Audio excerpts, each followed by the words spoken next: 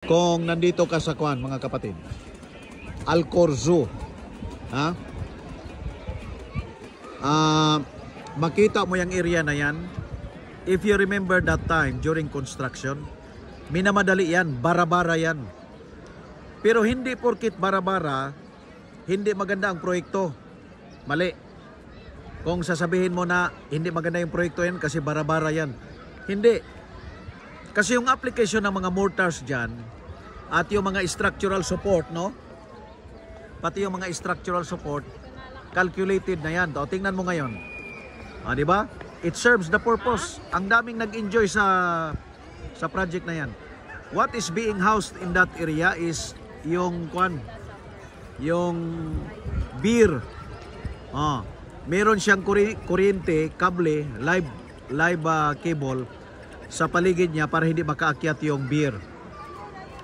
Pero I remember when I visited this area, minamadali yan. Kung makita mo yung mga ladder na na-erect dyan, including the access and egress, including the structural support doon sa Kwan, kasi casted yung gilid niyan eh. Pero yung finish niya, binarabara yan. So similarly, ito rin, nagmamadali. Alam mo ba kung ilang tao na-engage dito sa project na to? Naku, napakarami. Ayan o. Pero hindi porkit minamadali, hindi na maganda yung proyekto. Calculated, mga kapatid, installation ng mga materialis, erection ng scaffolding, formworks, pati yung demolition, it all gives an impression na minamadali, pero it does not necessarily mean na hindi maganda yung proyekto. Alright? Kaso nga lang, may challenges dito during the time of construction. Ang challenge dito is actually yung safety. Kasi marami talagang na-compromise. Marami talagang workers is at risk. Pero what is practicable is implemented. Tinapos itong project na walang nangyari, walang LTI, walang na-hospitalize. Natapos itong project and now it is serving the purpose at nag-enjoy ang members ng member of the community. Kaya maganda itong project na to. We cannot really 100% na hindi natin makompromise ang execution ng bawat project. Meron talagang certain risk, but at least walang na-hospitalize, walang na-injured.